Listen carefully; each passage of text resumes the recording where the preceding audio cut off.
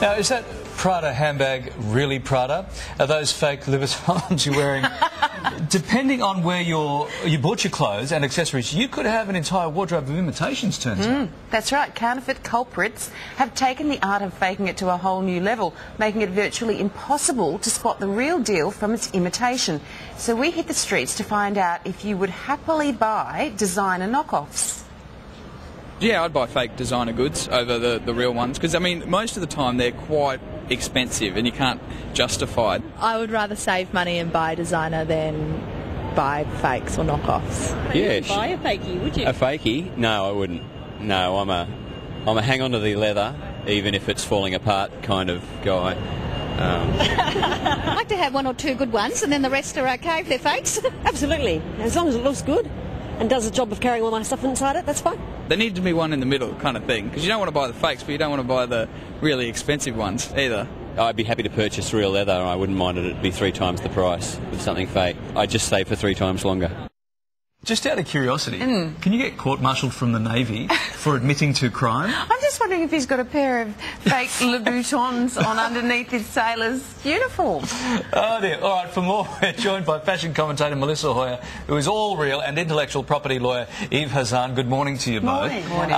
Melissa, first up, we'd like to know, would you knowingly buy a knockoff designer bag? I think, when I was younger, I think like most young girls, we all did. You'd go on your little first trip to Europe and then you'd go via Bangkok on your way home and buy your fake Louis Vuitton bag. I think most people did. But as more and more I've understood the business, I wouldn't do it now. I just think I'd rather save up and buy that one exquisitely made designer thing and then have it forever instead of buying a whole lot of fakes that maybe will fall apart in a month. Yeah, well, some of those fakes are quite expensive too, aren't they? Exactly. Now? It's like you can spend sort of $300 on a fake item, but do you think there's still that stigma attached, Melissa? There are still people who want to feel as though they're part of like a designer tribe. So whether they want a Louis Vuitton bag or a Gucci this or a Ralph Lauren thing, if they can't afford the real thing, which may be beyond their price budget, they will buy the fake. So I think there are people who still feel as though they need to have that designer label to be part of a gang. And let's be real, a lot of it is out of our reach. Yeah, in a some of the prices are beyond ridiculous. Thousands and thousands of dollars for a handbag. It's like it's mad. Eve, let's bring you in here. How rampant is this counterfeit market here in Australia? Look, it's reduced in the past decade or so as far as going to the markets and in the general community physically, because the brands have been very active in making an example of people and in publishing settlements they get. And they've also had the assistance of Australian Customs in seizing the goods at the point of entry, which has reduced the market a bit. Yeah. But the online space has really opened up opportunities for infringers. Yeah. Can a customs official really tell the difference between a fake and a rip-off? Well, actually, a fake and a rip-off, that's the same thing. What about a rip-off of a fake? Is it? well, if they get a large shipment and it's not destined for the brand owner or for their authorised distributor, that's a sign that it's probably a shipment that is an infringement.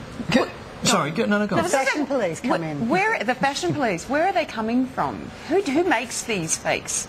Well, they can be made in a number of sources, but some of the recent concerns are that some of the actual factories throughout Asia or other places that the brand owners will go to make their products will often produce more than their orders and then sell them out in the open market generally. Wow, so they're not really fakes then, are they? Well, they are, because they don't have the authority of the brand owner. Whoa.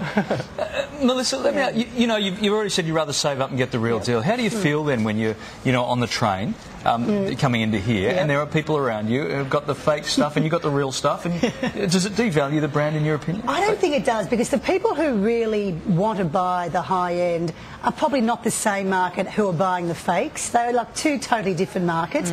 I mean, when you look at your Louis Vuitton, your Gucci, your Ralph Lauren, your Prada, they're probably the main ones that are sort of copied and the most desired. I don't think it does to sort of make it any less. If you either are someone who wants to spend that sort of money, or you're not. Or you're not. Eve, who gets ripped off the most? Which designer is the most replicated? Look, the designers who are not active in protecting their brands against infringement are going to be targets for it. So a designer who's out there and vigilant about protecting their brands is less likely to be ripped off. So name me some names. Are we talking about Gucci or Chanel? Well, I think you'll find most of the major brands that you're mentioning would be fairly active, and they would run campaigns from time to time to make sure that they're out there and they have investigators looking at what's going on. Yves, here's the thing. Investigators are finding it more and more difficult to even tell it apart, let alone customs officers and people in the street. So people online are getting ripped off every day thinking they're buying something real from overseas, right? Which is in fact real because it's come from the factory where the real thing's made. Possibly. But this is where some of the big crimes in this space are happening, okay? Is that right? That's correct. And how do we protect ourselves from that? Well, you check, before you put an order in online, you check with the brand owner that the online site you're buying from is actually authorised.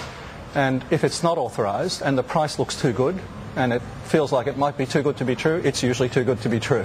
But with online, you know, you feel as though you're always getting a bargain online, so you're not going to go and check, are you? So it's this catch-22. Yeah. So, well, you get what you pay for. Well, we bid for Sonia online today for her services today. And they got a complete rip-off. Although it was made in the same factory. It was made in the Kruger factory. There couldn't be any more plastic. Thank you, guys. Pleasure. Good to see you. Look out for this stuff. If you have doubts about the authenticity of any goods that you've purchased, you can, in fact, lodge and report online, and the details for you on our website, which is a real website. Now, just ahead, they're not rolling out the red carpet for 6 months, but rumour has it one controversial Hollywood star will be hosting the Oscars. We're going to find out soon. First, though, Kaz has some tips for around the home.